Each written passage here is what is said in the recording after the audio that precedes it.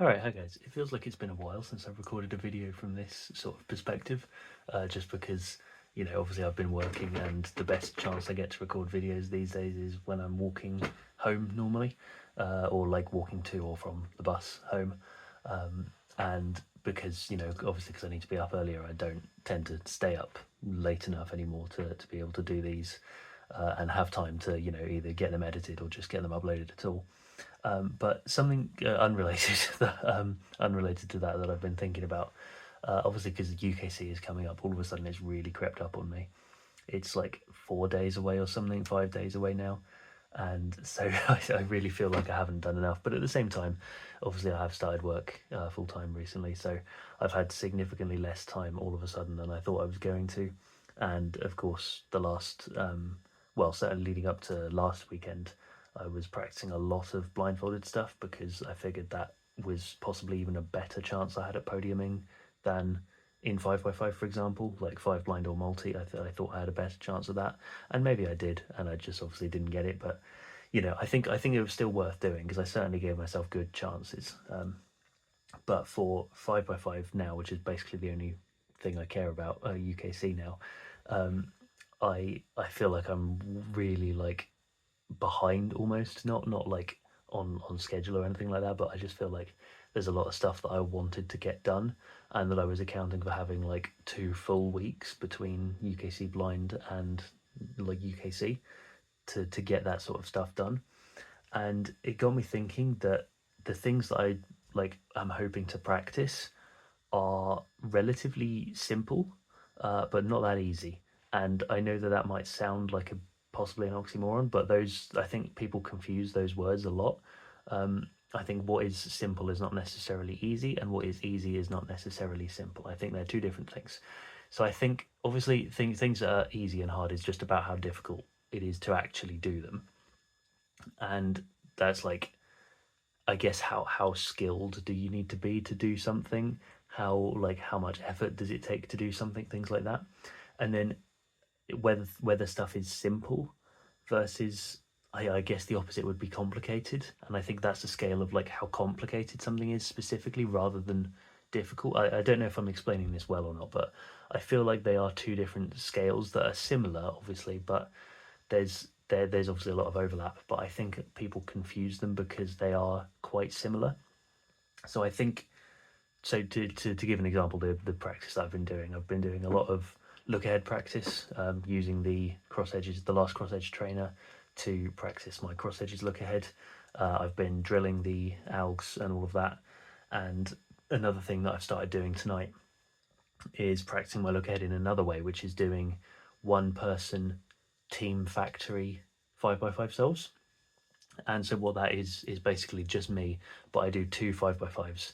But instead of solving just one then the other, I do the first step on one, and then the first step on the other, and then the second step on one, and the second step on the other, and so on until you get all the way through the solve. And you can like change the splits or whatever. You can change like how often you switch between the cubes. And generally speaking, to be any good at that, it basically forces you to look at the other cube, which you're not turning, while you are turning the one that you are turning, if that makes sense. So basically, it just forces you to look ahead to a different puzzle, and it's slightly, in theory, it's slightly easier because you're looking ahead to pieces that aren't moving, whereas if you're looking ahead on the same cube that you're doing, you're looking ahead to pieces that you are moving, even if they're not the same ones that you're actually solving.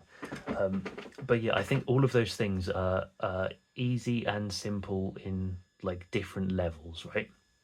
Not to say they're all easy and simple. What I mean is they're all on like different levels on the scale. So the alg drilling, that is easy and that is simple. It is easy because there is basically no effort involved. You're just doing, you pick like one alg or one solution, one case, whatever, and you just do the same thing over again a bunch of times until you're good at it.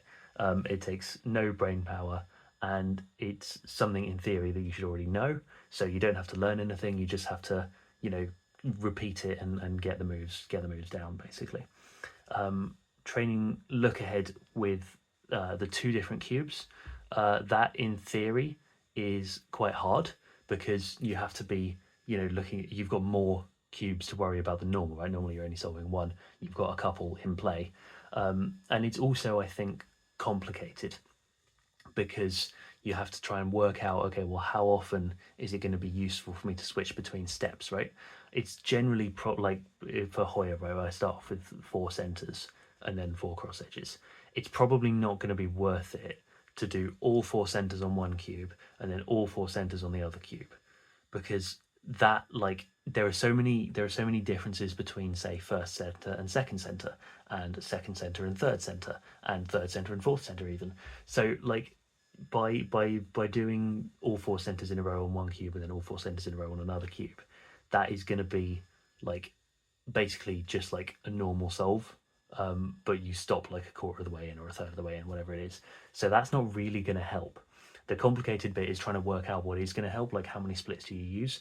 What I've been trying to do as much as possible is do like one center and then one center and then a second center and then second center and so on, because hopefully I can do centers quick enough that like I can get a center done in like 3 seconds. On a good solve, it would be like 3 seconds, 3 or 4 normally, and so that's enough time where you can't like one look a center necessarily. Like I could for first center in inspection, but like second center I couldn't do one look, right? But it's so you don't have that. You're not doing it all at once, so you do have to think still, but also there's enough time that you can start looking to the other cube and working out what you're going to do as your first few moves on that. So it's complicated, and it's also not particularly easy because you really need to be actively thinking about it. And I think training look ahead with the last cross edge trainer is something that is, I think, I think it's simple but not easy. I think that's the distinction there. It's simple because the process is straightforward. The process is straightforward in that it's not too complicated.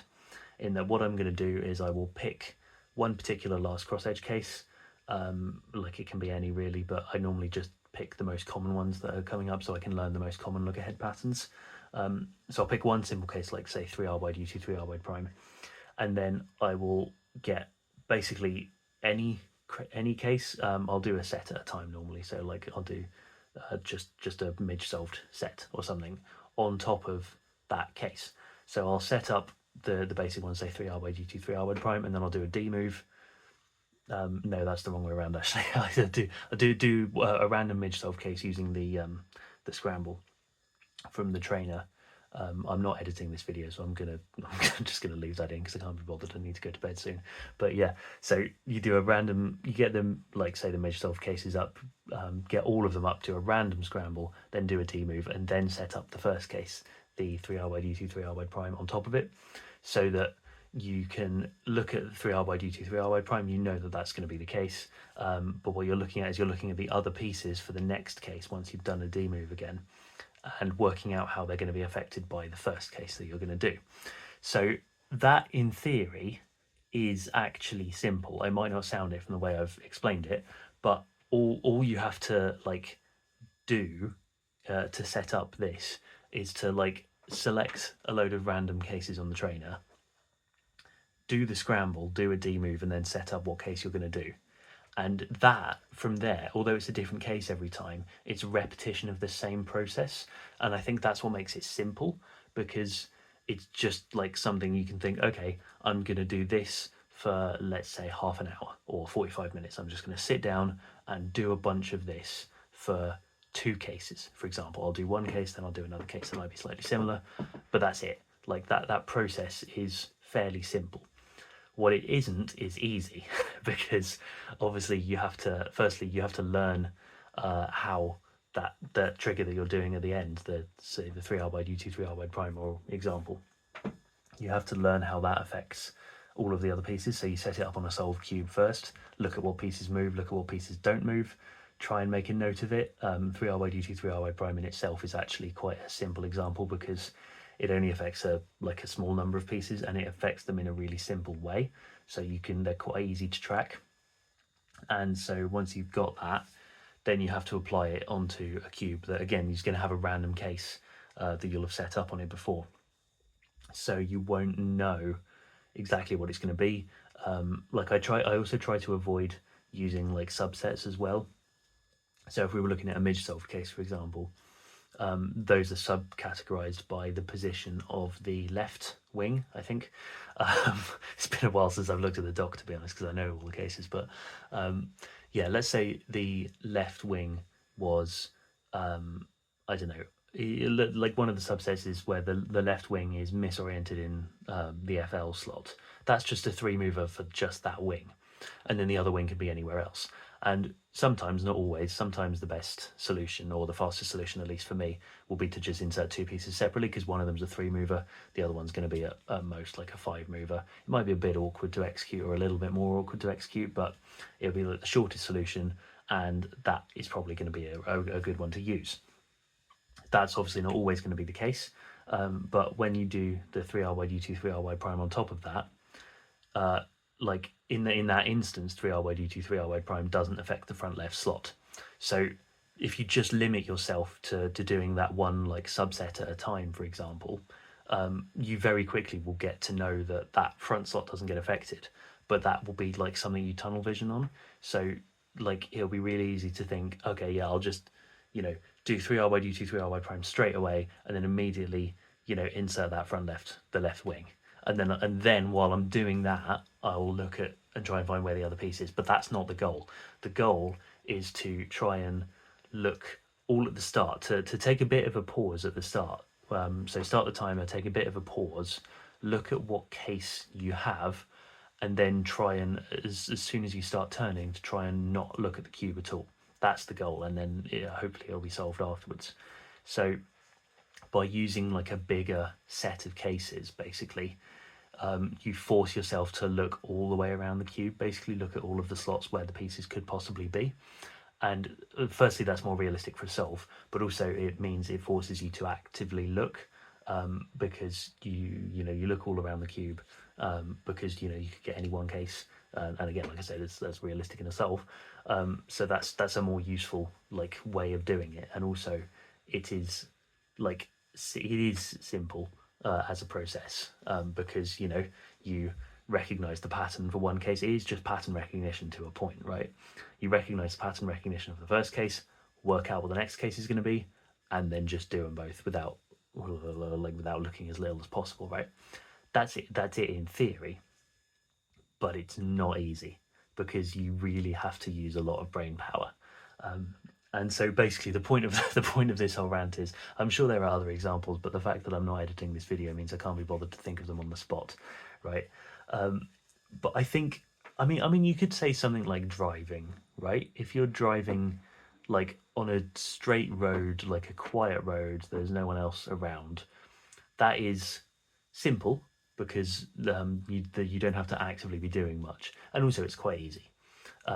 If you're just starting, then maybe you don't find it easy. If you're just learning, then you don't find it easy. But if you know how to drive, then driving's easy, right? But at the same time, if you're in a place that's quite busy, like especially if it's like a 2-lane road or something like that, you've got a lot of people moving. It's like stop-start traffic, things like that. You got to watch out for like people crossing the road, like pedestrians crossing the road. You got to watch out for cyclists. Like maybe there's like a bus lane or something like that. That's not simple, because there's a lot of different stuff going on that you can't predict, and it's also not easy if you're not used to it. But maybe the more you've driven, if you've driven for like 30 odd years and you're used to that, then maybe it does become easy, because you get better at predicting those situations. That doesn't mean it's simple, but you get better at it, which means it's easier. And in that respect, again, things that are simple and things that are easy are not the same, because for something to be easy, I think a lot of it does depend on your experience with a certain thing. The more familiar you are, you get more like experience with getting used to different situations, and predicting what things are going to come up, because you know what's come up in the past, and things like that. I think the simplicity of something doesn't ever change necessarily, unless the process changes. If the process is the same, so like for example, the like those look head drills I was just talking about, the process for those are never going to change, right? Because it's just repetition is what you need, right, to get better at predicting that and get better at learning the patterns. So the simplicity will never change. It's just fixed. It's just different things can be different levels of complicated or simple. But the easiness or the difficulty of things can change. And normally the way things go is that when you start off doing something, you'll find it difficult because you haven't done it before and you don't really know what to expect. And then as time goes on, as the more familiar you get with stuff, then it becomes easier because you, like I said, you have more experience, you get a better feel for how things do, and you just like, but through repetition, you just get better at stuff. And the better you get, the more easy you'll find things. But whether they're simple or not doesn't necessarily relate to that directly. So yeah, I just thought this was a really interesting thing to talk about because obviously it's been on my mind, and yeah, UKC podium, for what it's worth, in 5x5 will neither be simple nor easy. So yeah, who knows? I am really hoping, obviously, that it goes well, and I'm hoping that this practice pays off. So I should probably get back to that. Stop yapping. It's been quite a while. I'm glad I'm not going to have to edit this. But yeah, that's about it for me today, and I will see you tomorrow.